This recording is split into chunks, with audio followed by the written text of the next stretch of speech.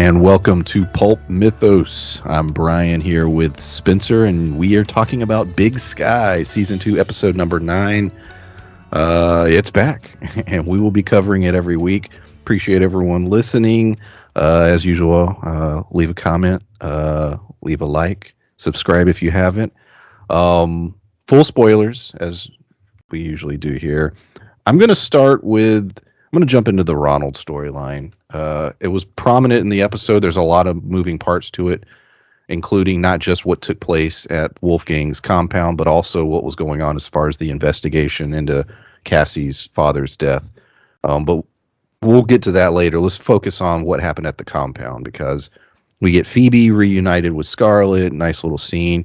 And then basically the decision is made by Wolfgang and his wife that they're going to kill Ronald and Scarlett. And in the morning of when this is all going to kick off, it goes really wrong. Scarlett appears to kill Wolfgang's wife. I forget the character's name. And Aggie. Yes. I'm assuming she's dead. That's my assumption from that sequence. And then they beat the shit out of Wolfgang. I'm not, dude.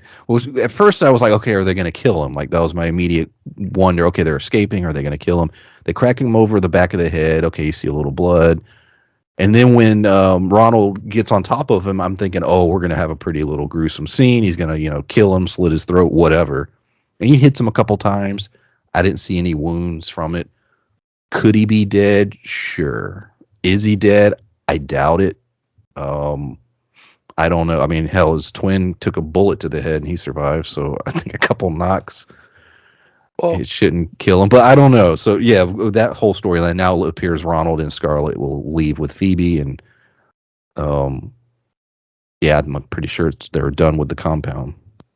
Well, my thing is all right. You have this broken part of the staff, not even like a full bow staff or whatever he was walking around with, but it was like it would be like somebody trying to beat you up with the handle, not a hammer, just the handle of a hammer.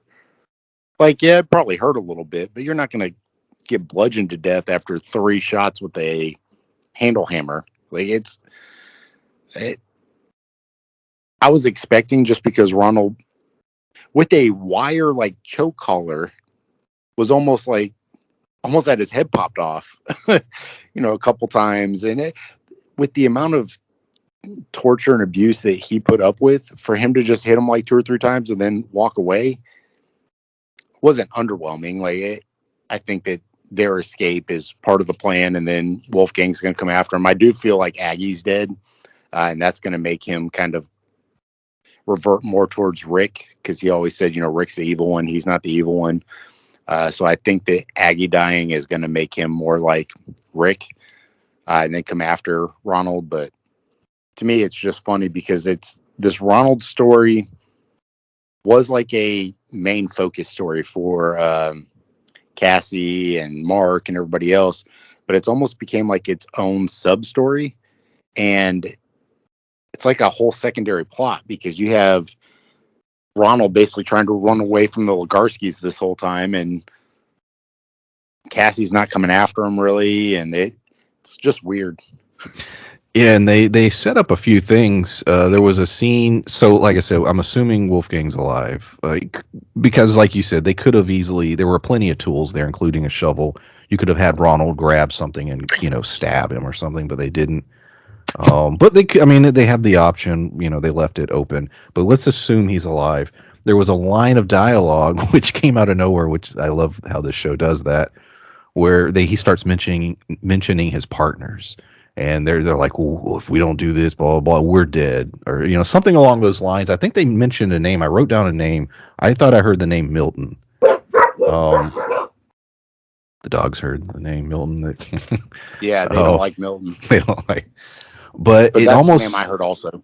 It almost sounded like he was referring to, we talk about was he have any connection to the syndicate, or maybe something else completely. Something's going on. So I'm wondering if, okay, Wolfgang survived. Now Milton or whomever is going to come and be like, hey, what happened? He's like, Ronald got away. And then now Wolfgang's going to be part of pursuing them.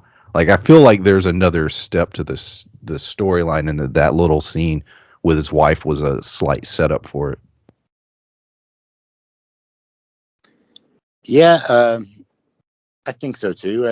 It makes sense for, when I talked about Wolfgang coming after Ronald and that being his primary focus because Aggie died, but it could be like you were mentioning, the syndicate starts putting pressure on and be like, how did these people get away?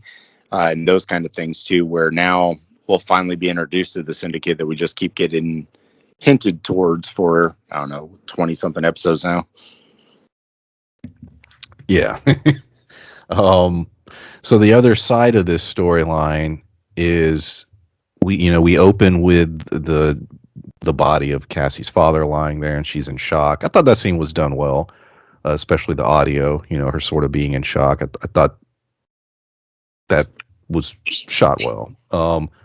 But they jumped to a conclusion, and I actually liked that they did this because it made sense. Because it was going to be stupid if they immediately thought it was Ronald. I thought. But they thought, oh, it was maybe a message from the cartel, the syndicate, which to me made sense that they would think that. So I was like, okay, that's decent writing. Now, yes, within the course of 40 minutes, they're able to sort of now figure out that it's leading towards Ronald between the RV and Mark's just epiphany with the cereal box, which is fine. I'm like, okay, they rushed a little bit with this, but they're going to figure by the next episode, they're going to be like, oh yeah, it was Ronald. And so now they're also going to be now it's blood vendetta. Cassie's father is dead. They're going to be also pursuing Ronald. So this is how those two stories, the Wolfgang story and the Cassie Ginny story, I think will reconnect through this. I hope so, because if they don't, it's like a missed opportunity. If they don't reconverge them now, at what point are they going to? It's like you keep giving us all these breadcrumbs and then leading us to a dead end. That to me would reflect on the poor planning and poor writing, like you mentioned previously. But it's, I don't know. The whole Cassie's dad's funeral. When I saw it, I said another cowboy funeral. This one's a little different, though. It was a little different. But that's what bothered me is that, okay, you have this another cowboy funeral. You have all these people in cowboy hats showing up, but there's no 21 pistol slinging salute or whatever the fuck they called it. Took him, he was in the horse carriage thing, which was 100 times worse. Like, if you're gonna do, they need to set a precedent to what a cowboy funeral is, so that way we know what to expect. They can't keep changing it up, because to me, when you show their version of this cowboy funeral, I'm like, okay, that's culturally what they do there. It's this cowboy culture. It's this ranching thing. It's paying homage to this, whatever. But then they show us something completely different in this cowboy funeral. I'm like, all right, so is these just a bunch of ridiculous assholes that think wearing cowboy hats at funerals is the appropriate thing to do, or what? Like, I don't know. I think after the last one, they're like, all right, we got to have a funeral. And they're like, well, shit. Well, we already did this. And they're like, well, I want to be different, so we got to get a wagon. Well, how can we do it different? And then this is what they did. They called up the Amish and they got a wagon. So yeah, we got that. I don't want to complain about children actors. I'm not even gonna bring it up. Oh, but okay. Because there was some dialogue and some interaction. I was like, what? It was like an after-school special. It was exactly what it felt like. But I'm gonna move on. They do what they can. Let's go into the character. I don't know. I'm gonna go to Ren because I'm a big fan of that character. I do. Amazing character. No Dono this week, which pissed me off.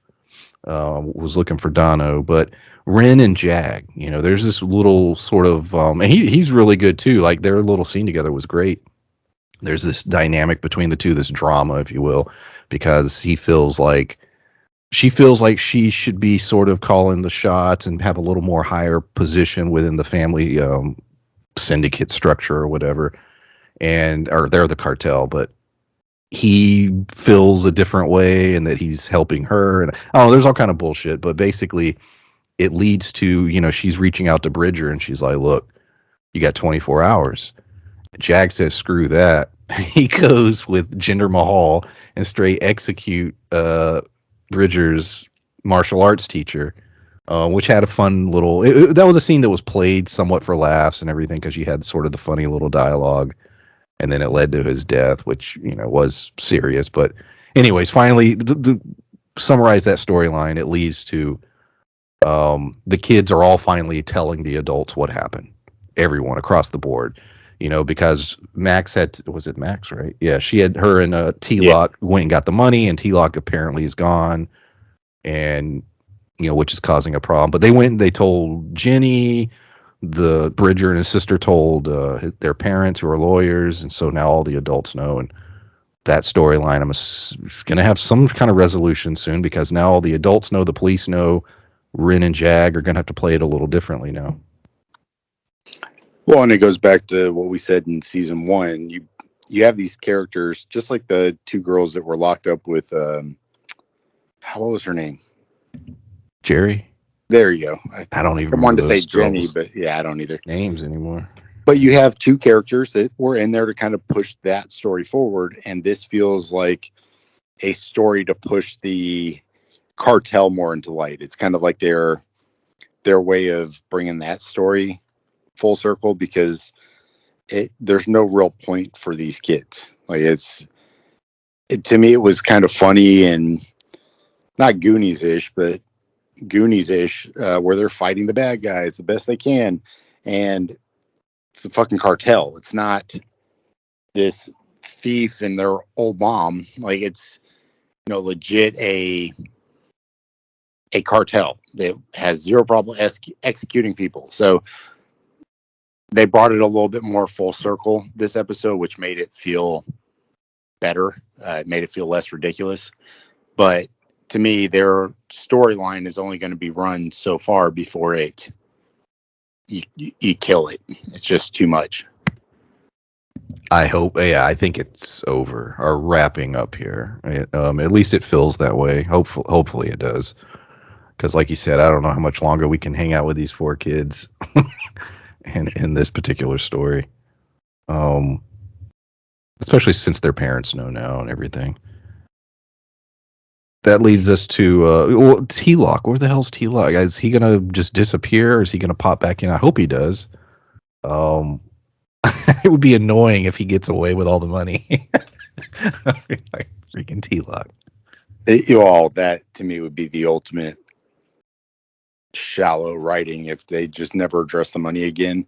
Now that everybody's on each other's tail and everybody's kind of wary of each other and aware of each other, all of a sudden, like, the money just gets left out of the story from here on out, and T-Lock just runs off and never comes back.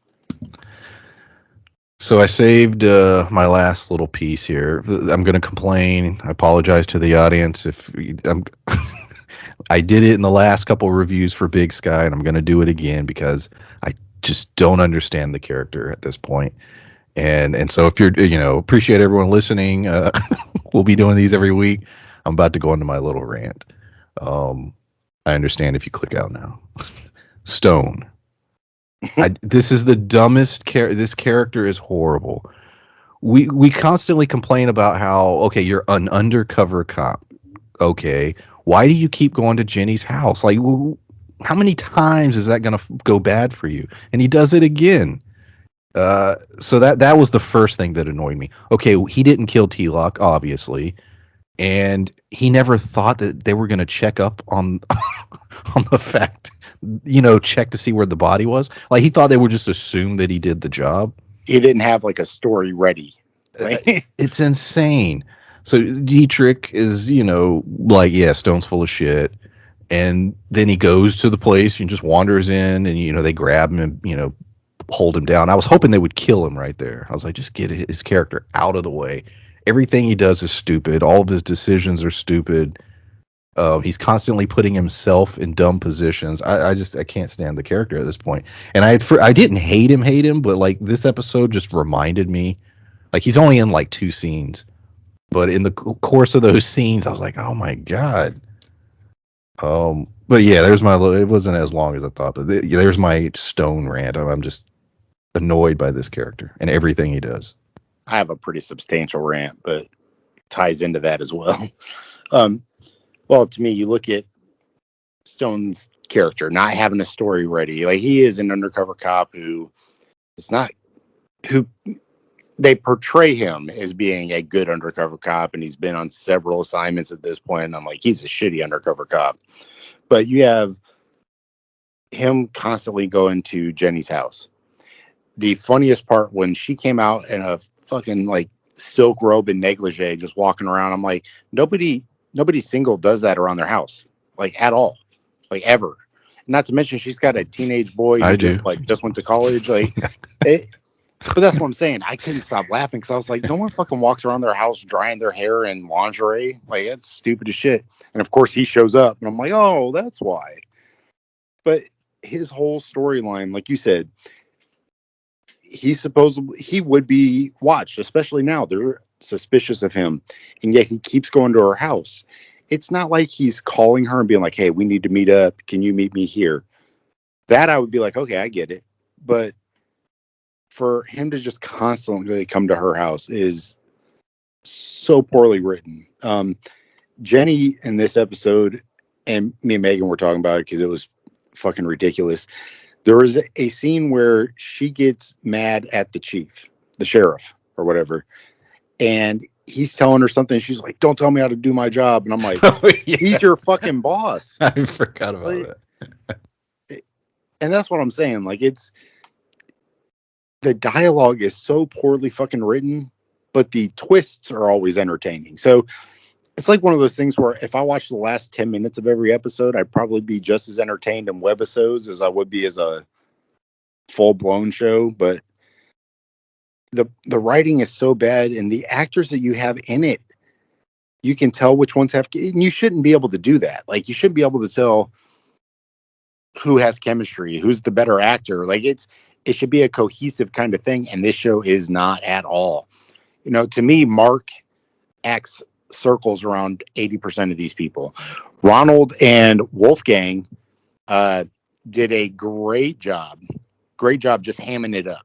So like, they're embracing the silly fucking story, and it's fun. It's not believable, but it's at least entertaining.